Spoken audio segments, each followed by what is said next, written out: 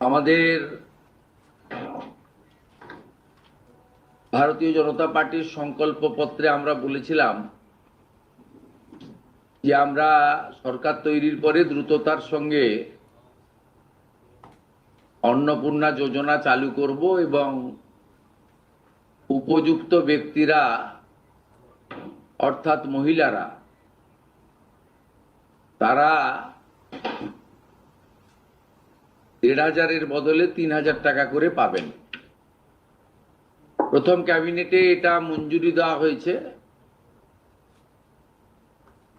এবং আমাদের প্রাথমিক ধারণা ছিল যে লক্ষ্মীর ভাণ্ডারের প্রাপকদের তালিকাটা ভেরিফাইড, কিন্তু আমরা ভুরি ভুরি অভিযোগ পেয়েছি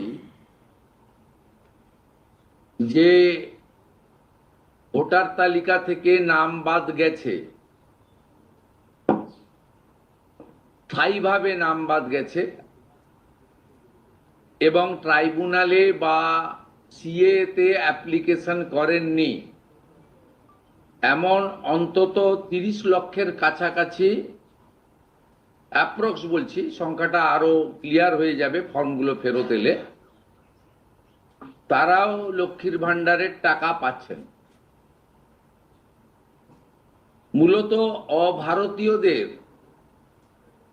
যেহেতু এটা প্রাপ্তবয়স্কদেরই স্কিম, যারা ভারতীয় নয় বা ভারতীয় ভোটার তালিকায় যাদের নাম নেই, আবার বলি সিএ অ্যাপ্লিকেন্ট অথবা অ্যাডজুডিকেটের পরে যারা ট্রাইব্যুনালে আবেদন করে রেখেছেন তারা কিন্তু ব্যতিক্রম।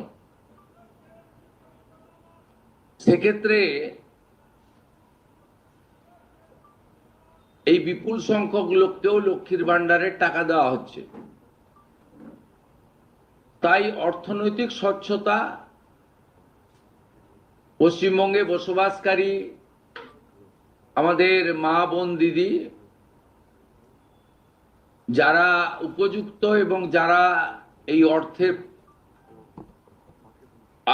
অর্থ পেয়ে আর্থিক নিরাপত্তা পান, কেবলমাত্র তাদের জন্যই এই স্কিম বা অর্থ দেওয়া উচিত বলে আমাদের বর্তমান মন্ত্রিসভা মনে করে। তাই আমরা আজকে একটি ফর্ম লঞ্চ করছি। এটি আমাদের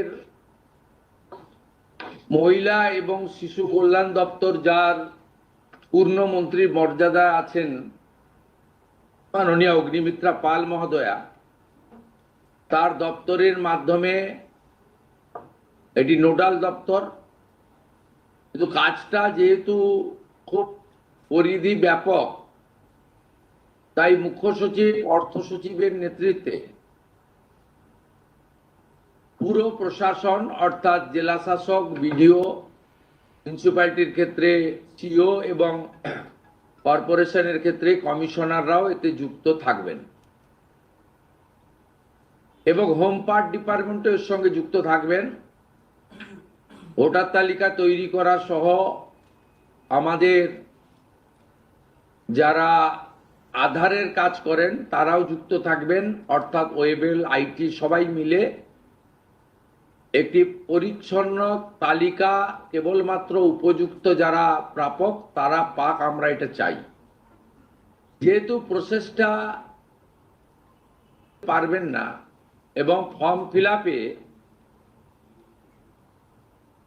একটু আমাদের ফর্মে আমরা একটু ডিটেলসে চেয়েছি, কারণ আমাদের সরকার অন্নপূর্ণা যোজনায় ৩,০০০ টাকাও দিতে চান এবং ফ্যামিলি ডাটাটাও সংগ্রহ করতে চান, কারণ আরো নানাবিধ কর্মসূচিতে আমরা এই পরিবারগুলিকে সহযোগিতা করতে চাই কেন্দ্রীয় এবং রাজ্যের বিভিন্ন স্কিমে এবং তাদেরকে সক্ষম করতে চাই।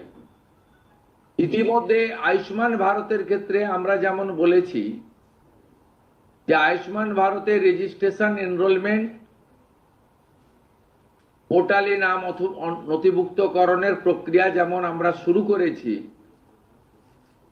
এবং জুলাই মাসে সম্ভাব্য আমরা কার্ড দিতে পারবো এবং 8 তারিখে ভারত সরকারের স্বাস্থ্য দপ্তরের সঙ্গে আমাদের আনুষ্ঠানিক মৌ হয়ে যাবে। ইতিমধ্যে আমরা ভার্চুয়ালি মিটিং করে 976 কোটি টাকা এই বর্ষে আমরা তাদের বরাদ্দ আমরা স্যাংশন পেয়ে গেছি। ঠিক সেক্ষেত্রে আমরা বলেছি যে যতক্ষণ না আয়ুষ্মান ভারতের প্রক্রিয়া কমপ্লিট হচ্ছে, স্বাস্থ্যসাথীর সুযোগ থেকে কেউ বঞ্চিত হবেন না। আয়ুষ্মান ভারতে যেমন যেমন এনরোলমেন্ট করে ফ্যামিলি কার্ড বা ইন্ডিভিজুয়াল কার্ড পাবেন, তারা স্বাস্থ্যসাথী থেকে বেরিয়ে যাবেন। এক্ষেত্রেও আমরা প্রথমে অ্যাসিওর করছি তাড়াহুড়া করার কিছু কারণ নেই। একদিনে সবাইকে ফর্ম ফিল আপ করতে হবে। এখন 2,20,00,000 মতো পান, যার মধ্যে ভোটার তালিকা থেকে মৃত, ভুয়া